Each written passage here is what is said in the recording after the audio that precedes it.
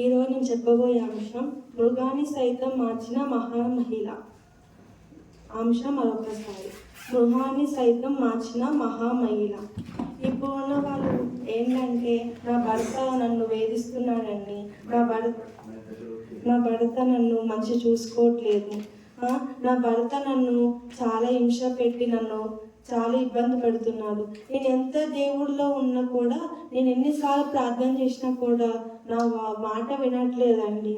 ఇంకా నా భర్త చర్చకు రమ్మంటే అసలు రావట్లేదు. నా భర్త నా మాట అస్సలు వినట్లేదు.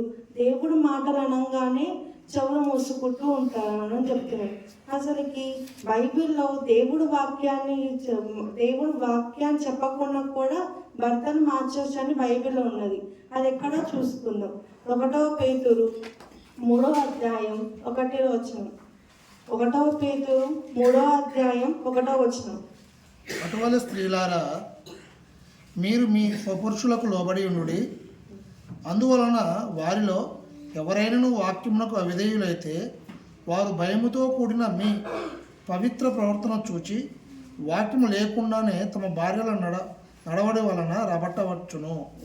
ముందు మనం ఎలా ఉండాలన్నది, భర్తలకు మనము లోపడాలి. అంటే నేను నీ ప్రవర్తన ఫస్ట్ మనం భర్తకి లోబడితే అప్పుడు మన ప్రవర్తన బట్టి భర్త మారుతారని చెప్పి పౌలు గారు చెప్తున్నారు. ఇక్కడ పేతురు గారు చెప్తున్నారు ఏమని, మనం ఫస్ట్ మన సత్పురుషులకు అంటే మన భర్తకి మనం లోబడి ఉండాలి.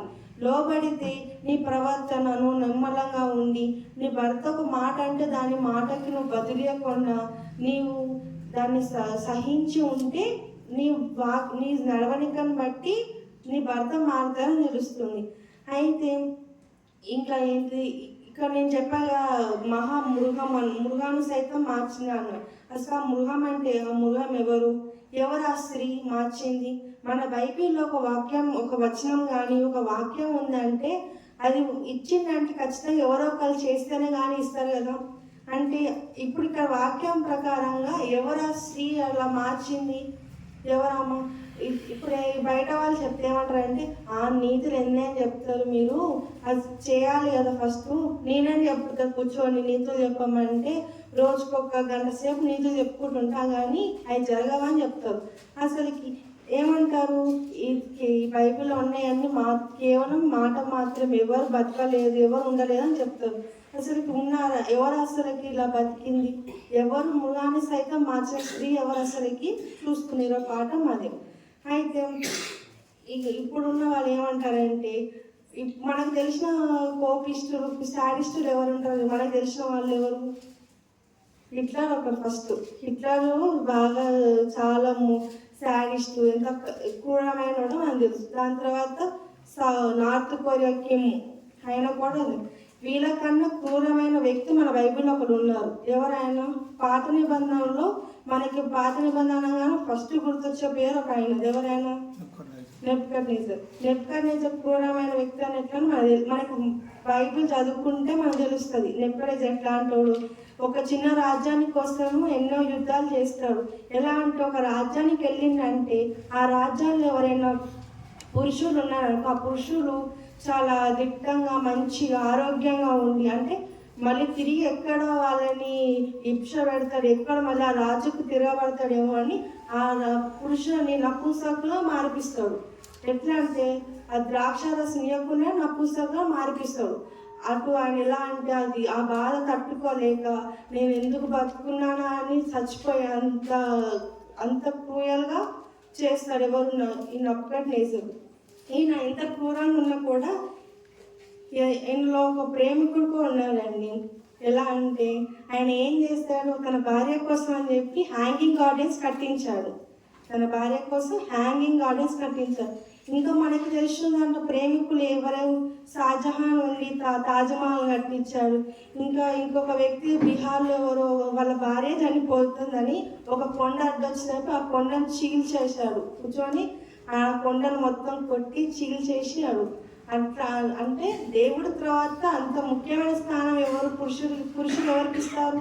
తన భార్యలకు ఇస్తారు. అంటే తన భార్యలంటే అంత ఇష్టం ఉంటుంది. ఎంత క్రూరుడైనా తన భార్యలకి పడతారు. అయితే అయితే అమెరికాలో ఒక పోయం ఉంటుంది, Nebuchadnezzar is a king of Jews. అంటే ఈ నెబుకద్నెజరు యూదుల రాజు అని ఉంటుంది. ఈ sold is five a pair of shoe. అంటే ఒక జత షూ కోసం, అంటే చెప్పుల కోసమని, షూ కోసమని తన భార్యను అమ్మేసుకునేంత మూర్ఖుడు, ఇంత శాడిస్టోడు ఈయన. అంటే తనకి ఏ వస్తువు కావాలన్నా ఆయన ఏదైనా ఇస్తాడు. అంటే తన భార్యను సైతం ఇచ్చేసేసి నాకు ఆ వస్తువు కావాలి కాబట్టి నా భార్యను ఉంచుకో, నాకు ఆ వస్తువు కావాలని అంటాడు. అయితే ఈయన 605, 606 మధ్యలో ఒక యుద్ధానికి వెళ్తాడు. ఆయన 3 సార్లు యుద్ధం చేస్తాడు. మొదటి యుద్ధం ఎప్పుడంటే 605, 606 మధ్యలో చేస్తాడు. ఆయన అప్పుడు రాజు యెహోయాకీము, లేకపోతే ఆయన్ని ఎలియాకీను అని ఉంటుంది. రెండోసారి 597 BCలో చేస్తాడు యెహోయాకీను, లేదా ఆయనకి ఇంకో పేరు కూడా ఉంటుంది. అది ఎక్కడుందంటే ఎస్తేరు గ్రంథము 2వ అధ్యాయం 5 నుంచి 8. ఎస్తేరు గ్రంథం 2వ అధ్యాయం 5 నుంచి 8.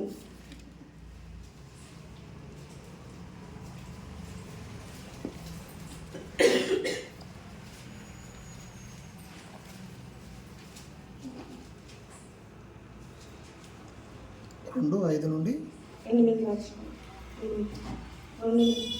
2వ అధ్యాయం 5 నుంచి 8 వరకు. షూషాను కోటలో బెన్యామీనుడగు కీషునకు పుట్టిన షీమి కుమారుడగు యేయూరు వంశస్థుడైన మొర్దెకై అను ఒక యూదుడు నేను.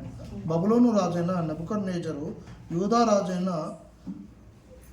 యోకేను పట్టుకొని పోయినప్పుడు ఇతడు యోకేనాతో కూడా యెరూషలేము నుండి చెరబట్టబడిన వారిలో ఒకడు. తన పిల్ల ఇక్కడ షూషాను అంటే ఏంది, పారసిక దేశానికి అదొక క్యాపిటల్ సిటీ షూషాను అనేది. అయితే ఇక్కడ ఎవరెవరిని పట్టుకెళ్ళారంటే ఆ రెండోసారి నెబుకద్నెజర్ వచ్చి ఎవరిని ఏహెచ్కేలు గారిని అట్లనే మన మొర్దెకై గారిని ఇద్దరిని పట్టుకొని తీసుకెళ్తాడు. అయితే ఈ మొర్దెకై గారిని కూడా తీసుకుంటే 5వ వచనంలో కనిపిస్తుంది. అయితే ఈ మొర్దెకై గారు ఏహెచ్కేల్ గారు 65 సంవత్సరాలు ఉన్నప్పుడు, మొర్దెకై గారేమో 5 నుంచి 7 సంవత్సరాల కాలం చిన్న పిల్లలు ఉన్నప్పుడు ఈ నెబుకద్నెజర్ వచ్చి యుద్ధం చేసి వారిని చెరపట్టుకొని తీసుకెళ్తాడు. ఎందుకంటే తీసుకెళ్ళి వాళ్ళ రాజ్యాన్ని ఉంచుకుంటాడు. ఆ రాజ్యాన్ని ఆయన సంపాదించుకోవడానికి వాళ్ళందరూ తీసుకొని రాజులతో పాటు ఉన్న ప్రతి ఒక్కరిని తీసుకొని వెళ్తాడు. అట్లనే ఈ వీళ్ళందరినీ తీసుకొని వెళ్తాడు. తన పినతండ్రి కుమార్తె అయిన అదస్త అను ఎస్తేరు తల్లిదండ్రులు లేనిదై ఉండగా అతడు ఆమెను పెంచుకున్నాను. ఆమె అందమైన రూపమును సుందర ముఖము గలదై ఉండెను. ఆమె తల్లిదండ్రులు మరణం పొందిన తరువాత మొర్దెకై ఆమెను తన కుమార్తెగా స్వీకరించాను. రాజాజ్ఞయు అతని నిర్ణయమును ప్రచురము చేయబడి కన్యకలు అనేకులు షూషాను కోటకు పోగు చేయబడి హేగే వంశమునకు అప్పగింపబడగా ఎస్తేరును రాజు యొక్క నగరునకు తేబడి స్త్రీలను కాయు ఏగే వంశమునకు అప్పగింపబడిను. అయితే ఇక్కడ ఈ మొర్దెకై ఏమైనా తక్కువ అంటే మొర్దెకై ఏమైనా ప్యూర్ అంటే ఆయన ఏమైనా చిన్న పనోడా అంటే కాదండి. మొర్దెకై ఎవరు? ఆయన ఒక రిచ్ పర్సన్, ఒక పెద్ద ధనవంతుడు. ఈ ధనవంతుడు నువ్వు ఎలా చెప్తున్నావు అంటే 2వ రాజులు 24వ అధ్యాయం 14వ వచనం. 2వ రాజులు 24వ అధ్యాయం 14వ వచనం. అదియుగాక అతడు దేశపు జనులలో అతి బీదలైన వారు తప్ప మరి ఎవరూ లేకుండా యెరూషలేము పట్టణం అంతటిలో ఉన్న అధిపతులను పరాక్రమశాలులను 10,000 మందిని వీరు గాక కంసాలి వారిని కమ్మరి వారిని చెర తీసుకొని పోయాను. ఇక్కడ ఎవరు? ఈ మొర్దెకై గారు ఎవరంటే కంసాలి వంశానికి చెందిన ఆయన. అంటే ఈయన ఏంటిది, ఎవరిని తీసుకెళ్తారు? నెబుకద్నెజర్ గారు వచ్చి ఎవరిని తీసుకెళ్తారంటే ఎవరైతే అధికారులు అంటే ఎక్కువైతే ఎవరైతే ధనం ఉన్నవాడు, ఎవరైతే ఎక్కువ ధనం వాళ్ళని తీసుకెళ్తారు. ఎవరిని వదిలేస్తారంట? ఎవరి బీదలని అక్కడ వదిలేసేసి ధనవంతులు తీసుకెళ్తారు. ఎందుకంటే ధనవంతులు ఏం చేస్తారు, ఒకవేళ ధనం ఉందనుకో, ఇక పక్క దేశానికి వెళ్ళి నేను నీకు ధనం ఇంత ఇస్తాను, నువ్వు ఈ రాజుని చంపేయని చెప్పి మన ధనం ఇచ్చి ఎక్కడ ఆయనని చంపేపిస్తారని చెప్పి ఆ ధనవంతులు తీసుకొని ఆయన దగ్గర తీసుకెళ్ళిపోయి ఆయన చెరసాలలో పెడతారంట. అయితే ఈ రెండు సార్లు నెప్పుకనే చేసినాక మూడోసారి ఏమో 587 సారి మూడోసారి యుద్ధానికి వెళ్తాడు. అంటే ప్రతి 10 సంవత్సరాలకి యుద్ధానికి వెళ్తూ ఉంటాడు. అయితే ఈయన అయిపోయిన ఒక 110 సంవత్సరాల తర్వాత నెబుకద్నెజర్ కంటే చాలా క్రూరమైన వ్యక్తి ఒకడు వచ్చాడు. ఈయనకన్నా చాలా అంటే ఈయనకన్నా చాలా 4 ఆకలు ఎక్కువే చదివినాను. అంటే ఈయనకన్నా మహా ఘోరమైన క్రూరుడైన ఒక ఆయన ఉన్నాడు. ఆయన ఎవరో చూసుకున్నాం. అదే గ్రంథంలో 1వ అధ్యాయం 1వ వచనం.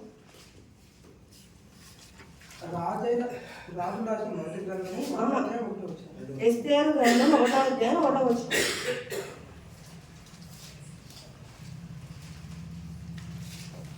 ఐశ్వర్యపు దినములలో యజ్ఞచర్య విభవములు హిందూ దేశం మొదలుకొని కూషు దేశం వరకు 127 సంస్థానంలో అహష్వరోషు ఏలెను. ఆ కాలమందు రాజైన అహష్వరోషు షూషాను కోట నుండి రాజ్య పరిపాలన చేయుచుండగా ఇక్కడ ఎవరంటే అహష్వరోషు.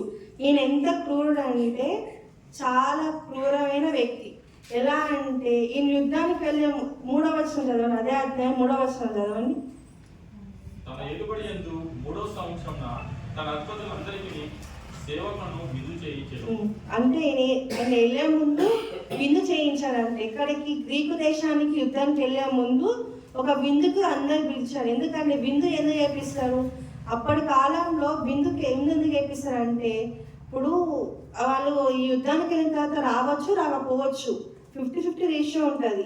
ఎలా అంటే అందుకే అప్పుడు రాజు ఎక్కువ రోజుల వరకు విందు చదివించి బాగా ద్రాక్ష రసము మంచిగా ఆయనకు అన్ని మంచి క్వాలిటీ ఫుడ్ అన్నీ పెట్టి ఆయన మంచి తినేసేసి యుద్ధానికి రెడీ చేస్తాడు. ఎందుకంటే ఇప్పుడు ఒక రాజు అంతా చేసిన అనుకో, ఇప్పుడు ఏమంటారు, మనం అంతా చేస్తే నేను రాజు కోసం చెప్పి ఇంకేం నా ప్రాణానికి సైతం అర్పియాలని చెప్పి వాళ్ళు సైనికులు అట్లా చేస్తారు. కాబట్టి ఈయన ఏం చేసి విందు సిద్ధం చేశాడంట. నెక్స్ట్ కంటిన్యూ చేయండి. వార్షిక దేశం యొక్క మరి దేశం యొక్క పరక్రమశాలులను బండ్లను సంస్థానకులను అతని సన్నిధిని ఉండగా అయితే కింద చదువుకుంటూ వస్తుంటే ఈయన మద్యం బాగా తాగిన తర్వాత ఏంటంటే ఆయనకి బాగా తాగిన మధ్య ఒక దురాలోచన వస్తుంది. ఏంటంటే తన భార్య అయిన వస్తీని రమ్మని చెప్తాడు. అప్పుడు వస్తీని రమ్మని ఎందుకు రమ్మన్నాడు, నా భార్య పేరే కాదు నా భార్యని చూపించాలని రమ్మంటాడు. భార్య ఎందుకు వద్దంటాడు, ఎందుకంటే ఇప్పుడు రమ్మని అంటే రమ్మని వచ్చి హాయిగా పెరగడానికి కాదు, ఒక క్లబ్ డాన్సర్ లాగా వచ్చి డాన్స్ చేసి అందరికి అంటే ఆమె అందరితో పాల్గొనామని చెప్పినట్టు ఇండైరెక్ట్గా రమ్మని చెప్పిండు. అయితే వస్తీ ఏం చేస్తుంది, నేను రాను, ఎందుకంటే వస్తీ ఒక యువరాణితో పాటు ఆమె ఒక రాణితో పాటు ఒక రాజు కుటుంబం నుంచి ఒక కుమార్తె, అంటే ఆమెకు ఎంతో పేరు ఉంటుంది. ఆమె రాను అని చెప్పగానే ఆ కోపాంతో ఏం చేస్తాడు, వస్తీని బయట గంటేస్తాడు. నువ్వు వద్దు ఏం అవసరం లేదని గంటేస్తాడు. దాని తర్వాత ఈయన ఎంత క్రూరుడు అంటే ఆయన ఇప్పుడు చెప్పా కదా గ్రీకు దేశానికి యుద్ధానికి వెళ్తాడని చెప్పా కదా. అయితే గ్రీకు దేశానికి వెళ్ళేటప్పుడు ఆయన ఓడలో వెళ్తున్నాడు. ఎన్ని ఓడలతో వెళ్ళినంటే 400 ఓడలు కలిపి వెళ్తున్నాడు. వెళ్ళేటప్పుడు ఆయనకి సుడిగాలు వస్తే ఆయన ఏం చేస్తాడు, నువ్వు ఆగు, నువ్వు అక్కడే ఆగు అని అంటాడు సుడిగాలిని. అయితే అని ఎలా అంటే నా బెల్ట్ తీసి కొడతాడు. నువ్వు ఆగుతావా, ఆగు నా మాట, నేను ఒక పెద్ద రాజు, లీల నువ్వు ఆగవా అని చెప్పి కొడతా ఉంటాడు లీలని. ఈయన ఎంత పిచ్చోడా అంటే లీలను ఆపింది మన దాంట్లో యేసుక్రీస్తు తప్ప ఎవ్వరూ లీలను ఆపలేడు. కానీ ఈయన ఏంటిది, నేను పెద్ద రాజుని, ఒక పెద్ద చక్రవర్తి, నా మాట నువ్వు వినవా, నువ్వు ఆగు అని చెప్పి ఆయన తీసి పల్ల కొడతా ఉంటాడు. అదేమన్నా మిక్సీ అని చెప్పడం మాట వినడానికి, లేకపోతే మీ ఇంట్లో దాని ఇంట్లో పెంచుకున్న కుక్కనా లేకపోతే పిల్లి కొట్టంగానే పూ పూ అనుకొని కూర్చోడానికి? అదేంటిది ఒక లీలు. ఏం చేసింది, ఇంకెక్కువ తిరగగానే మూసుకొని ఆ పక్కన కూర్చున్నాడు. ఇంకా దాని తర్వాత ఇంకొంచెం ముందుకు వెళ్ళిన తర్వాత ఒక దేశం ఒక ప్రధాన నుంచి ఇంకో ప్లేస్కి వెళ్ళడానికి మధ్యలో వాటర్ ఉన్నది. అయితే ఈయన బ్రిడ్జ్ కట్టించిందంట. ఈయన బ్రిడ్జ్ కట్టిస్తే ఏమైంది, మళ్ళీ సుడిగాలు వచ్చింది. అప్పుడు సుడిగాలు రాగానే ఏమైంది, ఆ బ్రిడ్జ్ కూలిపోయిందంట. కూలిపోతే నెప్పరేజర్ ఏం చేస్తాడంటే, అవసరం ఏం చేస్తాడంటే, నువ్వు ఆ బ్రిడ్జ్ కూలిపోవడం కారణం మీ సైనికులే అని చెప్పి ప్రతి ఒక్క సైనికుడు తన కట్నంత అందరం చంపేస్తాడు. అసలుకి ఆ సుడిగాలద్దానికి ఆ సైనికులకి సంబంధం ఉందా? సంబంధం లేకపోయినా ఆయన చంపేస్తాడు. ఇంకో ఉదాహరణ ఏంటిదంటే, ఈయన ఒక ప్రదేశం ఆయన యుద్ధానికి వెళ్ళేటప్పుడు ఆయన వెళ్ళే దారిలో ఒక సైనికులు ఇల్లు ఉంటుందంట. అయితే ఈ ఇంట్లో ఉన్నప్పుడు ఆయనతో పాటు ఉన్న ఒక సైనికుడు తన తండ్రి చాలా వృద్ధుడు. ఎంత అంటే లేచి ఆయన పని చేసుకోవడానికి కూడా ఓపిక లేనంత వృద్ధుడు. వచ్చి రాజు దగ్గరికి వచ్చి, రాజా నాకు ఒక వారం రోజులు నా కొడుకుని నా ఇంటికి పంపి, నేను ఒక 4 రోజులు నన్ను చూసుకుంటాడు, నాకు అయిపోయిన తర్వాత మీ దగ్గరికి పంపి, నేను ఇచ్చేసేస్తాను, నాకు వద్దు, నా పెద్ద కొడుకుని పంపి అంటే అప్పుడు ఏం చేస్తాడు అనుకుంటున్నారు ఆయన? పంపిస్తాడా? ఏం చేస్తాడు అంటే, నీకు ఎవరు అసలుకి ఈ తండ్రికి పిల్లలు ఎవరు అనగానే 2 లేపుతారు, నేనే అన్నాను. దీంట్లో పెద్ద కొడుకు ఎవరు అని అడుగుతాడు. ప్రతి ఒక్క నేనే అన్నని ముందుకు వస్తాడు. అప్పటికప్పుడు కత్తి తీసుకొని ఆయన ఇట్లా కట్ చేసేస్తాడు. తన మొన్న ఒకవైపు పడుతుంది, తల ఒకవైపు పడుతుంది. అంటే అప్పుడు ఏమంటాడు, తీసుకురా నీ కొడుకు, నీకు ఎన్ని రోజులు కావాలంటే ఆయన రోజుకో అని చెప్పి అంటాడు. ఎంత క్రూరు చూసారా? ఒక తండ్రికి బాలే అని చెప్పి అంటే కొడుకుని పంపించమంటే తన శవాన్ని పంపించాడు. ఇదంతా నువ్వు అన్ని కథలు చెప్తున్నావు, ఇదంతా నిజం జరిగిందా అంటే నిజం జరిగింది. హిస్టరీ బుక్స్లో ఉంటుంది. అప్పుడు పారసీక రాసిన దాని గురించి ఉన్న హిస్టరీలో ఈ మొత్తం ఆయన డీటెయిల్గా రాశాడు. ఇంకా మీరు అసలుకి ఈ నెబుకద్నెజర్ గురించి తెలియాలంటే ఒక మూవీ కూడా తీశారు. టాలీవుడ్లో ఒక మూవీ కూడా, 300 వారియర్స్ అని చెప్పి ఒక మూవీ కూడా ఉంది. దాంట్లో ఆయన ఎలాంటి స్వభావం, ఆయన ఎలా ఉన్నాడు అని ఒక అమెరికన్ వాళ్ళు అలా ఒక సినిమాగా అందించి మనం చూశారు. దాంట్లో మనం తెలిసిపోతారు ఎట్లాంటి వాడు. అయితే దీంట్లో ఈ ఎస్తేర్ ఇట్లా చదువుకుంటూ వస్తుంటే ఈమె వెళ్ళిపోతుంది. వెళ్ళిపోయిన తర్వాత ఆమె ఒక దేశానికి వెళ్తే అక్కడ ఓడిపోతాడు. ఒక దీపం దగ్గరికి వెళ్తారు. ఆ దీపం దగ్గరికి వెళ్ళంగానే ఈయన ఓడిపోతాడు. ఎందుకంటే అక్కడ మంచు పడుతూ ఉంటుంది. అక్కడ గ్రీకు దేశం దగ్గర కొండలు ఉంటాయి కాబట్టి మంచు పడుతుంది. అయితే ఆడ మంచు పడంగానే ఏమైంది, అక్కడ ఉన్న వాళ్ళకంటే అట్మాస్ఫియర్ అలవాటు కాబట్టి వాళ్ళు యుద్ధం చేయగలుగుతారు. కానీ ఆశ్వరేజుకి కానీ వాళ్ళ సైనికులకు మాత్రం క్లైమేట్ వాళ్ళ బాడీ సహకరించదు. కానీ ఏంటి, కొంతమంది చనిపోయారు, ఇంకొంతమంది ఉన్నారు. ఆ కొంతమందికి కూడా వాడు ఓడించలేకపోతారు. లాస్ట్కి హాషోజు ఓడిపోయి తలదించుకొని వచ్చేస్తాడు. వచ్చిన తర్వాత ఏమవుతుంది, వచ్చిన తర్వాత అటు ఆయన అది ఓడిపోయినని బాధతో, ఇంకో వైపు ఏమో తన భార్య వదిలేసిందని. ఇప్పుడు బయట వాళ్ళు ఏమంటారు, భార్య వదిలేసింది, ఎంత మూర్ఖుడు నువ్వు, అసలు నీకు సిగ్గులే, ఒక భార్య వదిలేసిందని చెప్పి ఎన్నో మాట్లాడుకొని ఏం చేస్తాడు, నాకు ఇంత అవమానం జరుగుతుంది అని చెప్పి ఏగే అంటే ఎవరు అసలుకి? ఏగే అంటే ఆయన ఒక నపుంసకుడు చెప్తాడు. ఈ పారసీక ఇక్కడ ఉన్న అందరిలో, ఈ యూదుల దేశం మొత్తంలో ఇక్కడున్న ప్రతి ఒక్క అమ్మాయిని తీసుకురా దగ్గరికి అని అంటాడు. అప్పుడు తీసుకొచ్చినప్పుడు వాళ్ళతో పాటు ఎవరు, ఎస్తేర్ గారు కూడా వస్తారు. ఎస్తేర్ గారి వజ్రం ఏమేంటిది, ఎస్తేర్ గారి వజ్రాన్ని అదస్త మీనింగ్ ఏంటిది?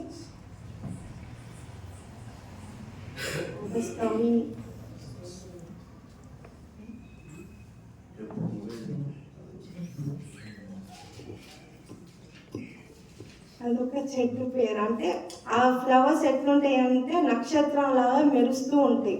దాని ఆకులు కూడా ఎట్లా అంటే కింద కొంగు ఉంటాయి, అంటే కిందకి, అంటే మన ఏమంటారు నేలకి కింద వైపు ఇట్లుంటే ఆకులు. ఆ నక్షత్రాలు ఏమో ఇట్లా మెరుస్తూ తెల్లగా ఉంటాయి మంచిగా.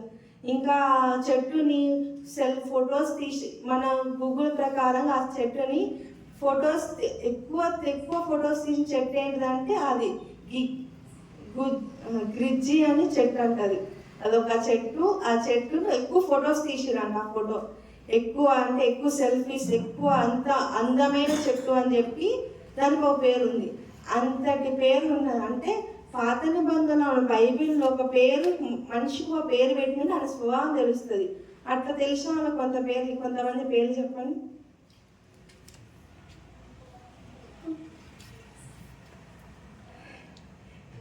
క్వశ్చన్ మళ్ళీ అయ్యో, అంటే మన పాత నిబంధనలో పేర్లు పెడతారు కదా, ఆ పేరు బట్టి వాళ్ళ స్వభావం ఏంటో తెలిసిపో, అంటే వాళ్ళ క్యారెక్టర్ ఏంటో తెలిసిపోతుంది. యాకోబు అనగానే మోసగాడు, ఇంకో పౌలు అనగానే పొట్టివాడు అంటారు. ఇంకా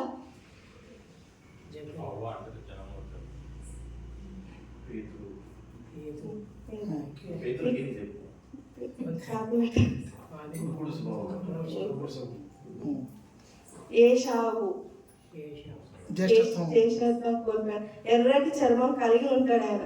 అంటే దీన్ని బట్టి అర్థమైంది ఏంటి, బైబిల్లో ఒక పేరు ఉందంటే ఆ పేరుని బట్టే మన వాళ్ళ స్వభావం అనేది తెలిసిపోతుంది.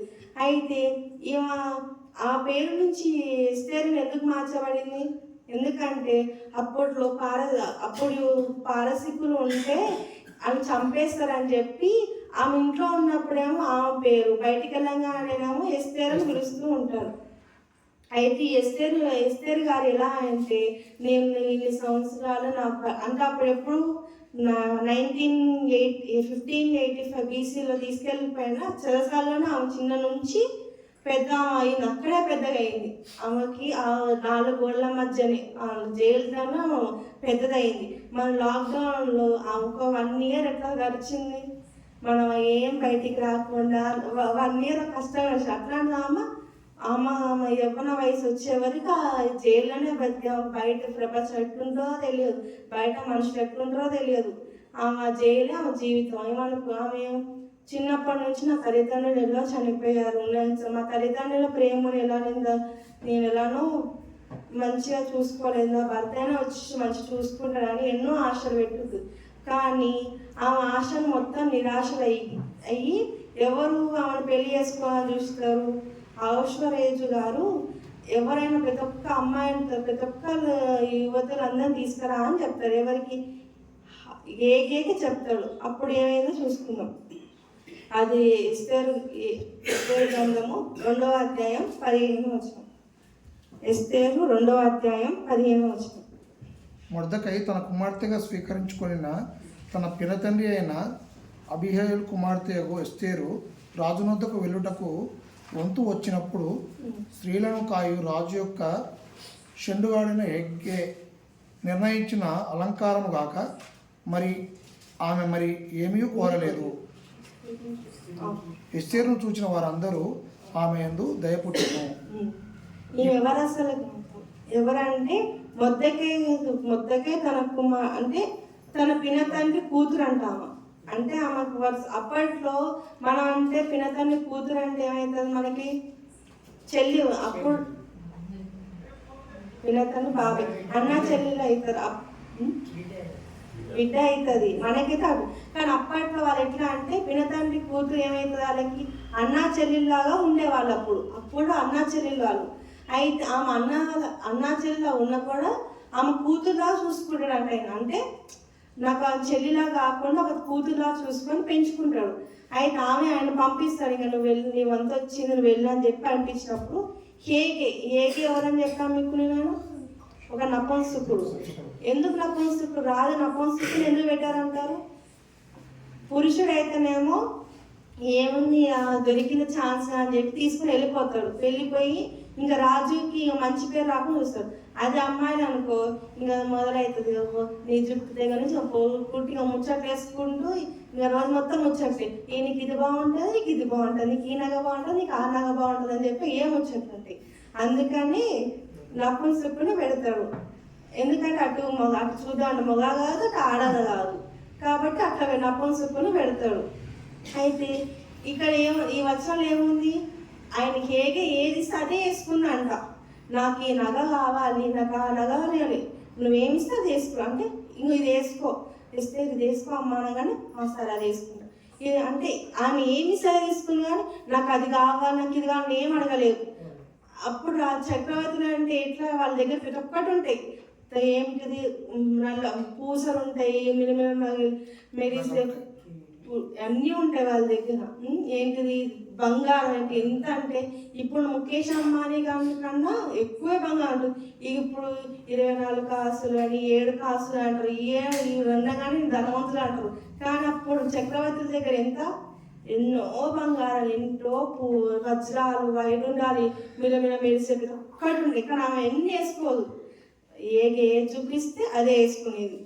ఎలా అంటే ఆమె వేసుకున్న వల్ల ఏమంటారు అయినా అంటే మీ అంత మంచిదాన్ని ఎక్కడ చూడలేదు. వస్త్రం ఉంది ఆమె ఎట్లా అంటే వేసుకుంటుంది చూడు, రూమ్లోకి వెళ్ళిందంటే ఇక మొత్తానికి చాలాసేపు అవుతుంది. అంటే అన్ని నగలు వేసుకుంటుంది, అన్ని పర్ఫ్యూమ్స్ వేసుకొని చందనాలు ఇవన్నీ పెట్టుకొని రెడీ అయ్యి వస్తుంది. కానీ ఈమె ఏం లేదు. ఈమెను చూసి ఏమంటున్నారు, అందరూ ఈమెను మంచిగా ప్రేమించారు, ఈమె దయ పుట్టిందని చెప్పి తెలుస్తుంది. ఇంకేం దయ పుట్టింది అంటే ఈమె అందరినీ ప్రేమించాడు. ఇంకేం దాని ఈ అక్షరం చదువుకున్నట్టయితే నెక్స్ట్ రాజు కూడా ఈమెను చూసి ప్రేమించాడు. అంటే ఈమెలాగా అందరం చాలా మంది ఉంటారండి అక్కడ. కానీ ఎస్తేని చూసి ఎందుకు ప్రేమించారు రాజు? ఎందుకంటే ఆమె నడివాడి ఆమె చూసి ఆమె అంత కోపిష్టోడు కూడా ఆమె చూడగానే ఐస్ అయిపోతాడు. ఎంత కోపం మొహం చూడగానే కూల్ అయిపోతాడు, ఎంత కోపమే తగ్గిపోతుంది. నువ్వెట్లా చెప్తున్నావు అంత కోపం వస్తుంది అట్లా కూల్ అవుతున్నావు అంటే అది 5వ వచనం 1-3. ఎస్తేరు 5వ అధ్యాయం 1-3. 3వ దినమందు ఎస్తేరు రాజభూషణములను ధరించుకొని రాజు నగరం యొక్క ఆవరణంలో రాజు సన్నిధిని వెళ్ళి నిలిచాను. రాజనగర ద్వారమునకు ఎదురుగా ఉన్న వర్ణములలో తన రాజసనం మీద రాజు కూర్చొని ఉండెను. రాణైన ఎస్తేరు ఇక్కడ ఏముంది ఆయన అయితే దీని వెనక ఏం జరుగుతుంది అంటే ఈ మొద్దకే వీళ్ళందరి ఆయన ఈ మొద్దకే గారు ఎవరికి తల వంచాడు. ఎందుకు ఎవరైనా ఎందుకు ఆయన తల వంచాడు, ఆయన ఎంత రాజని నేను తల వంచని చెప్పి అంటూ ఉంటాడు. అయితే అప్పుడు ఆయన శిక్షించాలనుకున్న ఆయనతోనే ఏం చేస్తాడు, ఈ రాజుగారు ఆయనని ఊరేగిపిస్తాడు. ఇదంతా జరుగుతుంది. అప్పుడు వచ్చి మొద్దకే గారు వచ్చి నీకు మంచి ఛాన్స్ దొరికింది ఎస్తేరు, ఈ మన మొత్తం మన యూదులను కాపాడుకునే ఛాన్స్ దొరికింది మనకి, పారిశ్రామిక మన అని చెప్పి ఎవరు మొద్దకే గారు వచ్చి ఎస్తేరు చెప్పగానే ఎస్తేరు గారు ఉరుక్కుటేసి రాజు చేస్తుంది. ఏమని చెప్తుంది, 3 దినాలు మీరు ప్రార్థించి ఉపవాసం ఉండండి, నేను కూడా ప్రార్థిస్తాను ఉపవాసం ఉంటా అని చెప్పి ఇప్పుడు రాజుగారికి వస్తుంది. అప్పుడు దాన్ని వచ్చింది అవసరం. రాణైన ఎస్తేరు ఆవరణ నిలబడి ఉండగా రాజు చూడగా ఆమె అతనికి దయ పుట్టాను. రాజు తన చేతుల నుండి బంగారం దండమును ఎస్తేరు తట్టు చాపగా ఎస్తేరు దగ్గరకు వచ్చి దండం యొక్క కొన ముట్టాను. అంటే రాజు దగ్గర ఒక బంగారు ఒక స్టిక్ లాంటి దండం ఉంటుంది. అది ఇటు చూపిస్తేనే ఆ భర్తకి బయటపడుతుంది. అంటే బతకదు. ఒకవేళ ఇటు చూపించకపోయింది అనుకో ఆమె చంపేయమని అర్థం. అట్లాంటిది అంత ఒక చిన్న రాజ్యం కోసం చంపేయడం అయినా భార్యను చూడంగానే ఆమె దయబుట్టి ఇట్లా ముందుకు అనేసి చెప్పి దానికి అయితే తర్వాత ఏమంటారు, ఎందుకు వచ్చావరా అని దాని కింద వచనంలో ఉంటుంది. రాజు రాణైన ఎస్తేరు నీకేమి కావాలను, నీ మనవి ఏమిటి, రాజ్యంలో సగం మట్టు నీకు అనుగ్రహించదని ఆమెతో చెప్పగా ఏమంటే దీనికి ఏం కావాలి ఎస్తేరు, ఎందుకు వచ్చావు అని అంటారు. ఒక మీటింగ్ జరిగేటప్పుడు అంతమంది రాజుల మధ్య ఒక స్త్రీ ఎవరు రావద్దు, ఒక స్త్రీ కానీ ఒక పురుషుడు కానీ ఒక రాజు అనుమతి లేకుండా సభ లోపలికి రావద్దు. అట్లాంటిది ఒక ఆమె ఎంత ధైర్యం తెచ్చుకొని ఉరుకుడు వచ్చేసి ఉంటుంది. ఆమె అంత ధైర్యంతో ఉండి చేస్తుంది. ఆమె అప్పుడు రాజు ఏమంటాడు, నీకేం కావాలి చెప్పు, నీకు నా రాజ్యంలో సగం రాజ్యాన్ని నీకు ఇచ్చేస్తాను, చెప్పు నీకు కావాలని చెప్పు అంటాడు. ఏమంటాడు, ఆ టైంలో అట్లా అన్నారేమో, ఆమె ఎందుకు ఇస్తారు అంటాడు. రెండోసారి కూడా అంటారు. అది ఎక్కడుందంటే ఎస్తేరు గ్రంథము 7వ అధ్యాయం 2వ వచనం.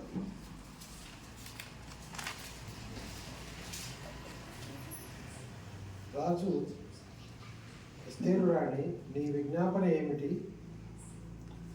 అది నీకు అనుకరించబడును, నీ మనవి ఏమిటి? రాజుకు సగం మట్టుకైనను నీకు అనుగ్రహించదని రెండవ నాడు ద్రాక్షరసపు విందులో ఎస్తేరుతో అని.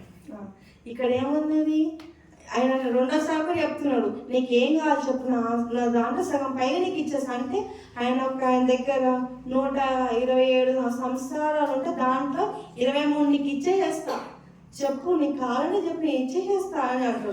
దాని కింద వచ్చిన చదువుకుంటే దాని కింద మూడో వచ్చిన. అప్పుడు రాణి అయిన ఎస్తేరు ఇలాగూ ప్రత్యుత్తరం ఇచ్చాను, రాజా, మీ దృష్టికి నేను దయ పొందిన దానిని ఏడల రాజవైన తమకు సమ్మతి అయితే నా విజ్ఞాపనను బట్టి, నా ప్రాణమును, నా మనవిని బట్టి నా జనులను నాకు అనుగ్రహించబడుదురుగాక. అంటే ఇక్కడ ఏంటి, నా దృష్టిలో దయగురించి అంటే రిక్వెస్ట్ చేస్తుంది. ఏంటిది, నా గురించి నామే జాలి చూపిస్తానని రిక్వెస్ట్ చేస్తుంది. అంతేగాని నేను రాజు చెప్పు నా రాజాన్ని కాపాడుకోవాలని చెప్తే కమాండ్ చేయట్లేదు, ఆర్డర్ చేయట్లేదు, కమాండ్ చేయట్లేదు, రిక్వెస్ట్ చేస్తుంది. నా మీద కొంచెం దయ పుడితే నా ప్రజల్ని కాపాడుకుంటానని రిక్వెస్ట్ చేస్తుంది. కానీ ఇప్పుడున్న వారు ఏం చేస్తారు ఏంటంటే ఒక చిన్న మాటని ఒక భర్తకి చిన్న మాట అనగా దాన్ని పడక ఏంది నువ్వు నన్ను అన్నవే ఏంది అని చెప్పి వస్తారు.